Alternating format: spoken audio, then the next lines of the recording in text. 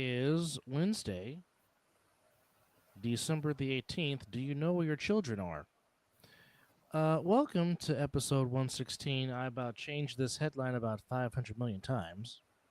But today, as we know it, episode 116 is going to be a open forum show talking all things that is the American Sevens Football League. Welcome to the other side of the ball here on the other side of the ball network here on YouTube. Double A, Chris Vera, and somewhere hiding in the background is Suge Light. Mr. Hammond is on assignment, so he will not be joining us for this evening. But I'm pretty sure the crowd in the background is going crazy. But nonetheless, good Is that what we evening. call I guess that's what you can call it. I don't know, but Mr. Vera, how art thou, sir? it? Doing all right, man. Just kind of suffering through the day. I do understand. Not completely, not unless you read my Facebook post. Well, I haven't had the chance to read it yet. But whatever it is may be, just know that It's you are my in my nephew's prayers. birthday, and that's my nephew that passed 2 years ago. Well, everybody grieves differently. Lord knows next week I'll be in my feelings because a week from today it'll be the anniversary of my grandmother's transition from this earth. So I trust me, if anybody can relate, I do. Oh yeah, But if anything, as I've always say this to people that do grieve,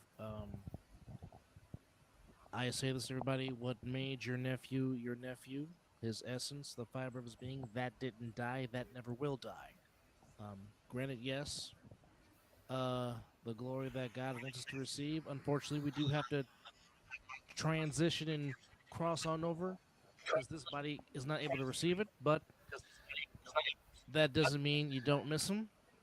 Good evening, Travis. How are you? Travis always what's up, Trev? chiming in as he always does. Thank you, sir. Appreciate it. But just know that I'm pretty sure if he could talk to you, he would still tell you, Unc, I'm fine. Live. I got a spot waiting for you. So, Yeah, he's up there with my pops right now, and I'm sure they're having a good old time because the two of them together. Woo! And now they can spend eternity together, and I love that. One of these days, obviously, none of us know exactly when. One of these days, I'll join them, and when I do, we'll all have a party. amen So to that. Also, it's a here's to very them. big. Amen. Also, it is a very big evening here in Las Vegas, as in about 27 minutes, UNLV will see if they can get their 11th win of the season as they will partake in the LA Bowl at SoFi Stadium, taking on the California Golden Bears. Although I am kind of torn because I do root for the Rebels, but I also stay true to my Bay Area roots. So this is where tonight I'm just a fan. So I'm just gonna watch and just see whatever happens, happens. But What what time does I that game know, start, Dad? it starts in 26 minutes on ESPN after the Boca Raton Well, Bowl. the scary thing on California Bears that got their butts whipped by Florida State. That would be yes. That would be the same Golden Bears that lost to your beloved Seminoles. Yes, sir. Yeah, and I mean they were like Jekyll and Hyde team this year at Cal. They screwed up a lot of my cards. Especially the game against the Miami Hurricanes, to which my co-host Mizzle was out there with his with our little big brother, And there he is. As you close your eyes, he and pops and up. It's like fucking I Dream of Genie. and my adoptive dad. They were out there for the Miami Cal game, and they left when it was 35-10. And of course, Miami came back and won that game. And we're still trying to figure out how that happened. But That shit's wild. first off, Derek, while you're here, what is your initial thoughts on Dan Mullins now leaving the worldwide leader and coming in to coach the Rebels? Championship. Look, let me just say that I rode hard on Dan Mullins when he left Florida. took a champion and never turned it into a champion again. Obviously, I don't think during recruiting time where you had to follow the rules and not pay guys that Dan Mullen could be very successful, because the teams that were very successful back then had interesting recruiting tactics. Now that all that shit is above board, it's leveled the playing field, and people who are willing to pay, especially in the state of Florida that has more high dollar real estate and rich people down there than virtually anywhere else in the country. I think a team like Florida could do strong there now.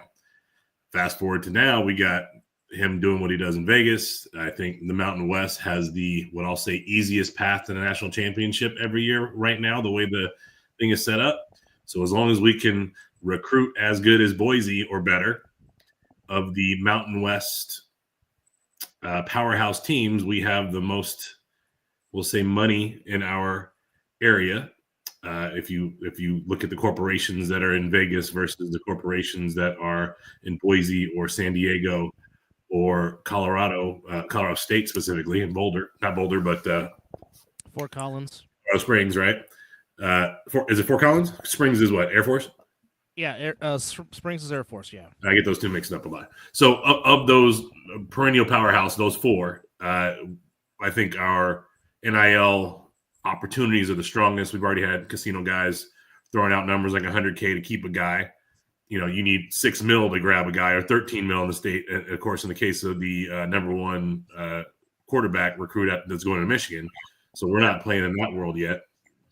But we can get 4 stars and 3-star guys, you know, have a couple 4-star bright spots and fill out the rest of the roster with 3 stars. And we've got probably the greatest quarterback whisperer type as our head coach. So he knows how to run the offense, especially with a running quarterback. He was responsible for Tim Tebow's success.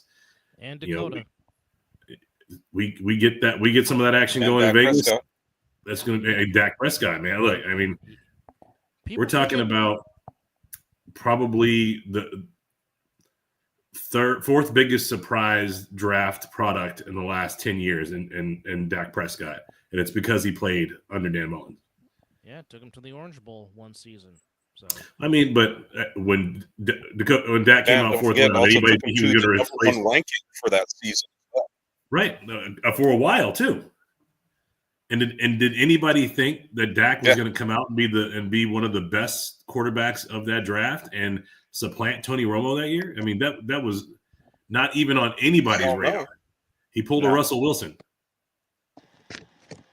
I mean, I of course, being a Cowboys fan, I'm sitting there watching. We got dub and stereo, bro. Look at that. Crazy. I was watching him get drafted. I watched him because you remember that they were talking about him being like a 6th, 7th rounder until he played in the Senior Bowl and really made a name for himself in the Senior Bowl. And that's what kind of made him, because the Cowboys were actually coaching that Senior Bowl, and they picked him up as a 4th rounder. So, and I'll tell you what, I'm really on with Dan Mullins. I want to see what this man is able to do in Vegas. Well, my concern is, you know, Vegas has been a stepping stone organization for some of these guys. So I'm hoping that Dan stays, but, you know, 10-2 seasons, and he's probably going to get hired back to an SEC or a Big 12 team. And hopefully guys like Hunky Cooper that might have stuck around that will be being coached underneath him, and guys that are in town like Randall Cunningham that might be interested in getting out of the church and coming in and getting back on the field might take an interest in coming back to this alma mater and coaching. So we'll see. I mean, I'd love to have him long term and have success and be a 8, 9, 10 win program every year with a pathway to the chip every year. I think that would be the best thing for UNLV football. And I think if we are 8, 9 win team every season and competing for a Mountain West championship, and that means potentially competing for the 12th playoff spot every year, that we can fill that stadium up. Oh, hell yeah. Well, you know, I don't know that he's necessarily, because I mean, do you see what he's getting paid? No. $3 million a year. He's getting $3 million? Yeah.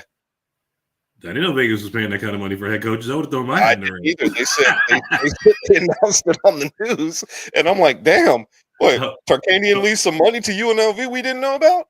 I was like, $3 million. You can get me, all the head coaches from the Insomniacs, the stick with it. Everybody who's head coaching in Vegas right now, we'll come put a squad together.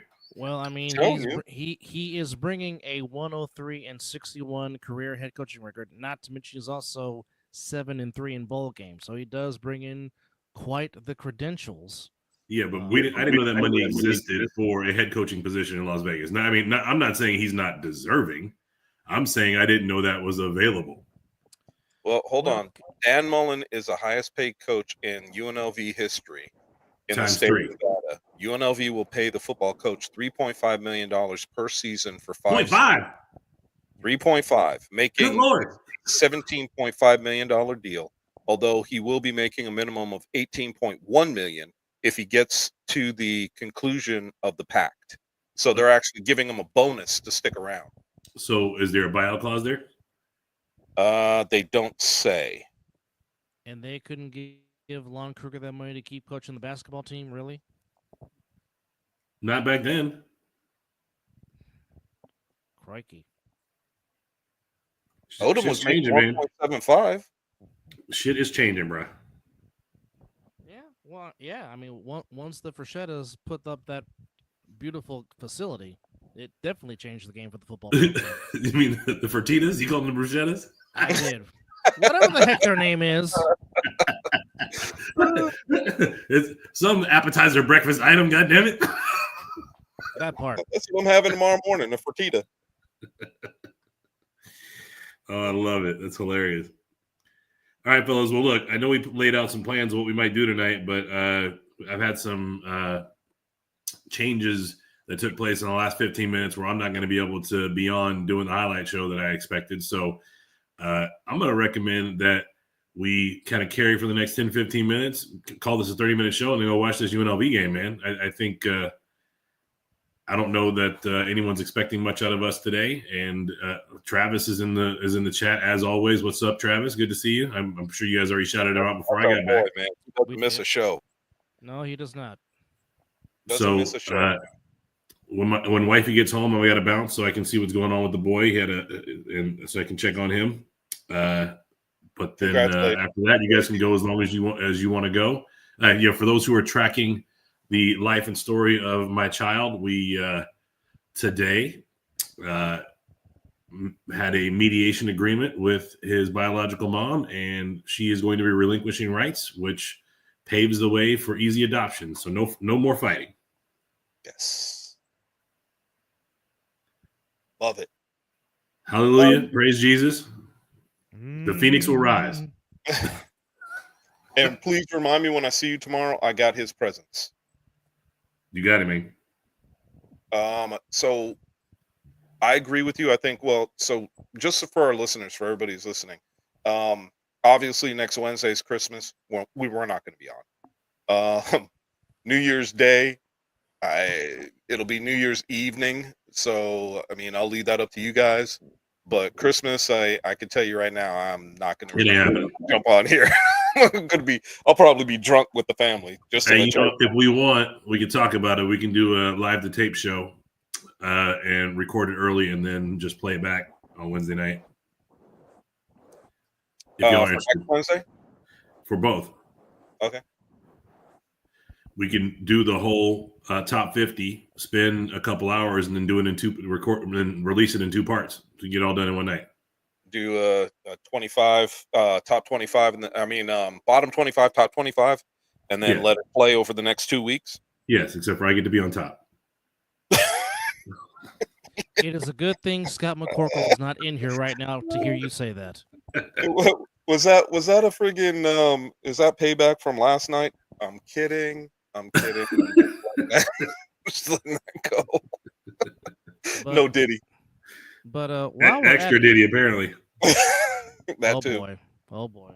But yeah, 15 minutes to game time as UNLV a 3.5 favorite, and the over under is 45.5 in the LA Bowl at SoFi, and the Rebels will be wearing And the Rebels will be wearing their 1984 helmets with the Rebels across the helmet in white and Oh, red lettering, nice.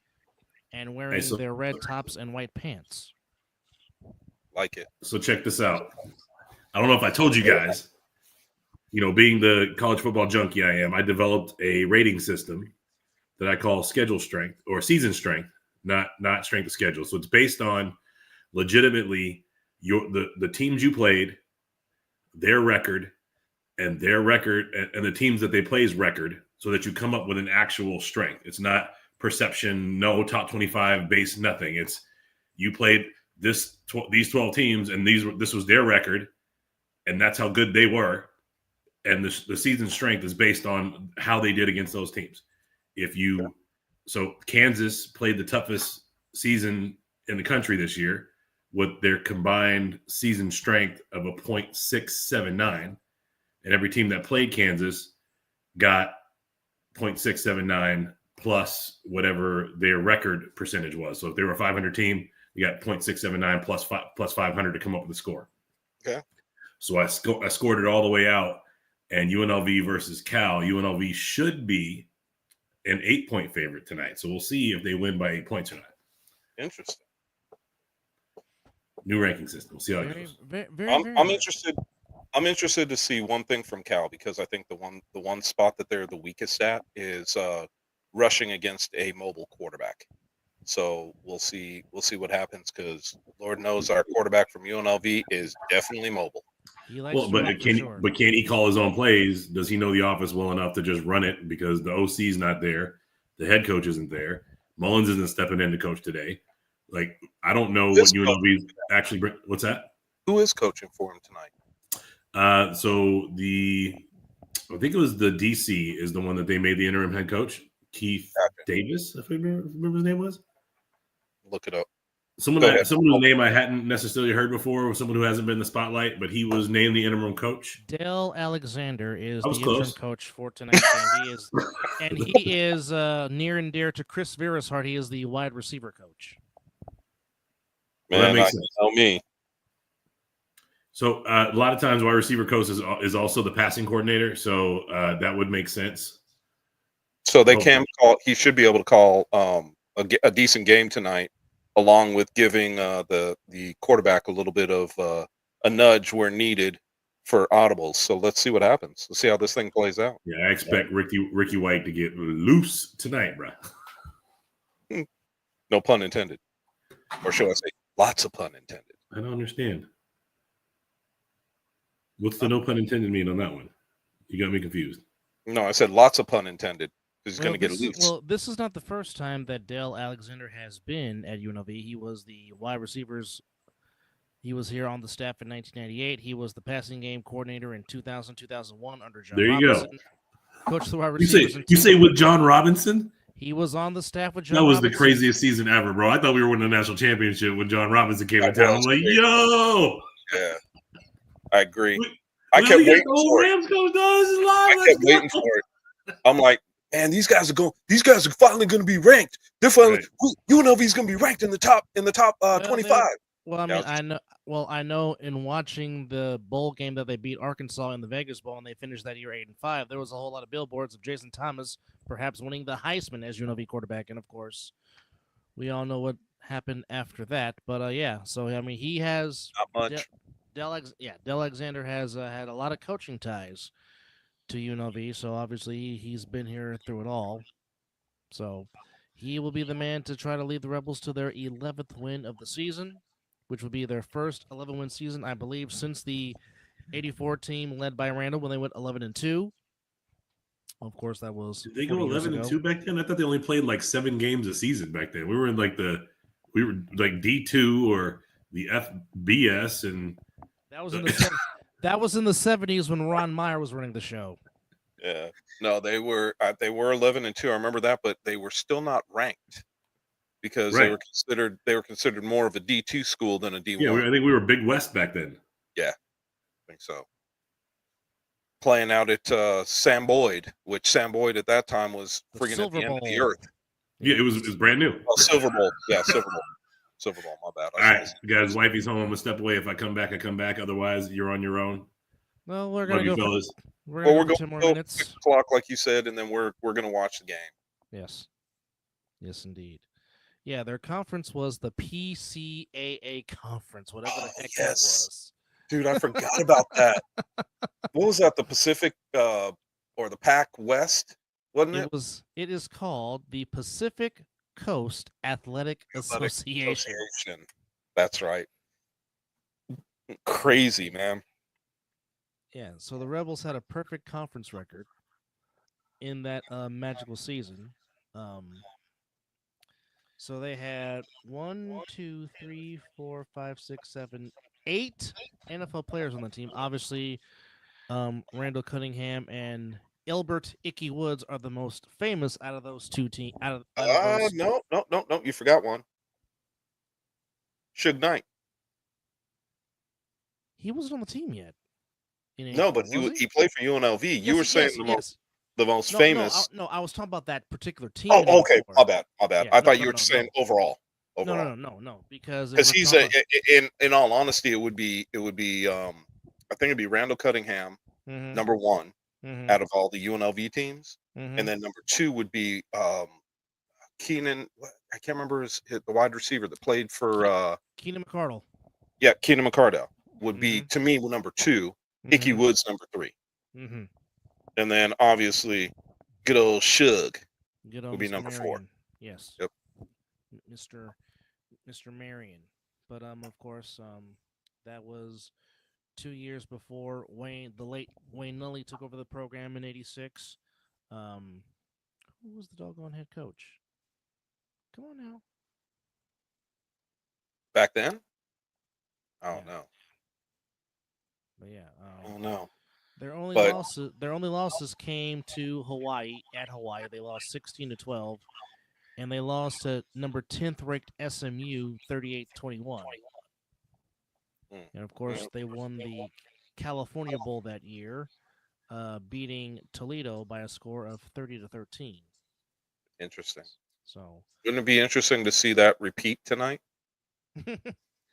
yeah, I mean, It's like not the same two teams, but it'd be No. interesting to see because they're playing in the same bowl game. Correct. So it'd be interested to see that repeat tonight. Yeah, but instead it's the LA Bowl and not the California Bowl. California Bowl, if you will. Yes. So. Well, I kind of understand why they call it the LA Bowl too. I mean, Yeah. let's face it, they're playing in Inglewood, so They are playing right smack dab in the hood. So yes, this would. So since they became, I guess Division One, they became Division One in 1978. This would only be the second time in their history since being Division 1A that they've won 10 plus games in a season. It would be the second time they won 11 games if they were to win tonight against Cal. Last year they went 9-5, lost to Kansas in the bowl game up there in Arizona in the Rate Bowl. But I mean, this would definitely be interesting to say the least, for sure. be a first. It definitely would be a first for sure. I'm interested in. I mean, look, I had to look it up because I knew they. I don't know if you watched Fox 5 this morning, but they had some of the players on that they interviewed. Oh, really? Yeah, and they were down in California. I guess a bunch of the players got together and did a couple of things for the community, and even hosted a, I guess, kind of like a football camp, and had a bunch of kids out there. So it was nice. It was nice to see. And they were talking about, doing some stuff for the community and being in LA and hoping that a bunch of fans would be down to watch them play in this bowl game. Nice. So, I mean, nice. Look, I know we're talking about UNLV, but we're talking about home. For everybody listening, we are going to call it an early night tonight. We're going to sign off at 6 with UNLV playing tonight, and with us looking, straight dead into the mouth of a top 50 over the next 2 weeks. Obviously, if you guys want to tune in and listen, it won't be a live, but it will be a recorded and letting you guys hear who we're choosing for the top 50 for the 2024 season.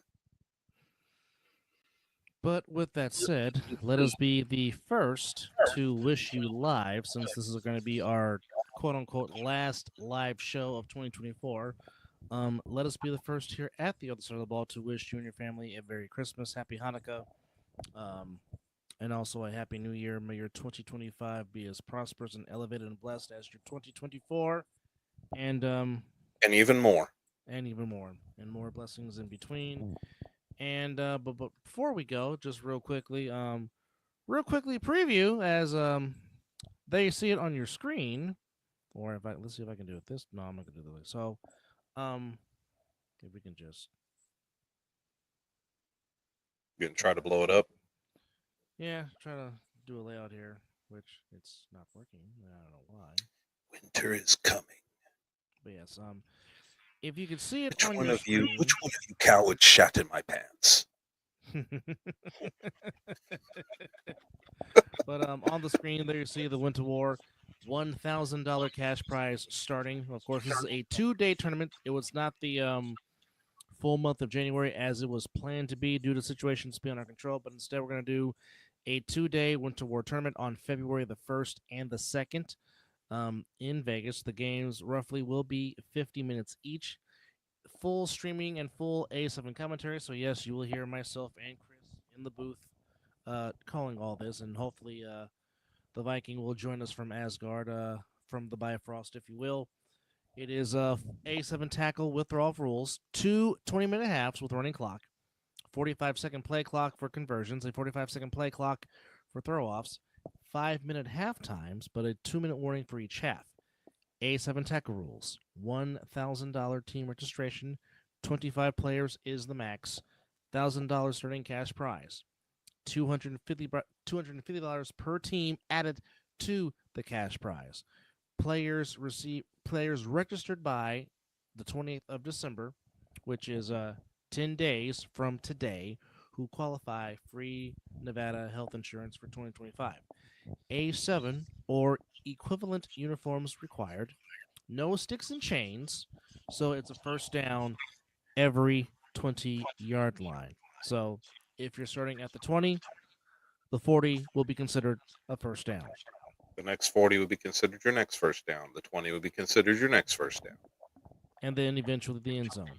So we will once again be at Matter Academy East. There you see the address is on your screen, but in case you don't know it, it's 3900 East Bonanza Road, Las Vegas, Nevada, 89110. And if you can see the QR code on the very, very bottom, that is where you can register. It will take you to a7flnv.com, and it will give you all the other information. That is the 2-day Winter War coming to you on the 1st and 2nd of February. That is a Friday. That is a Saturday and a Sunday, the 1st and the 2nd. And then, of course, the 8th is Super Bowl 59 in New Orleans, Louisiana. In addition to that, the countdown can really officially begin because we get it on for real March the 16th with Season 11 of the A7FL. Can the Wolfpack do something that has not been done in A7FL history? Can they three-peat and join the Patterson U at the table as the only 3-time champions of the A7FL? All that will unfold nationally across the nation on the 16th of March. So the countdown And if you look at Munchie, that look on his face is serious as serious can be. Folks, we call that passion. Big time. So yes, with that said, any final thoughts, Chris, before we watch the Rebels look to see if they can add win number 11 to their magical 2024 season? Just a few things. First and foremost, Merry Christmas to everybody. Merry Christmas to you and your family. Love one another. Tomorrow's not promised to any of us. And be careful out there. Be aware. But, it's also time, and I think it's time that we started to do this more often, and that is sharing the Christmas spirit. Watch out for one another. Make sure that you're taking care of your brothers and your sisters out there, because they're not always family. So, watch out for one another and remember what Christmas is all about. So much love to everyone.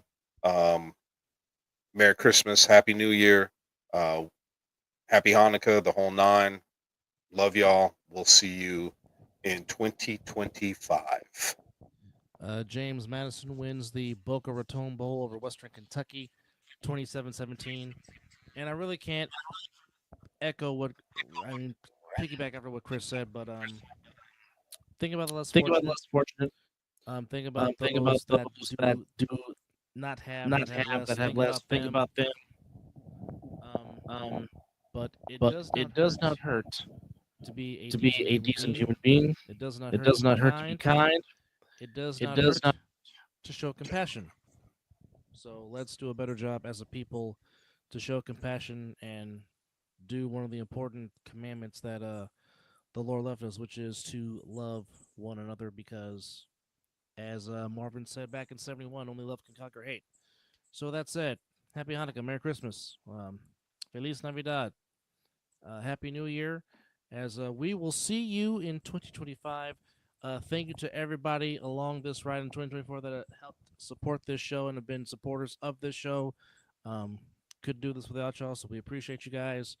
And with that said, for Derek Duncan, for Corey Hammond, who was on assignment, for Chris Vera, Double A, saying thank you for watching, and we will see you in 2025, and we'll see you on the other side of the ball. Happy New Year, Merry Christmas. See you in 2025.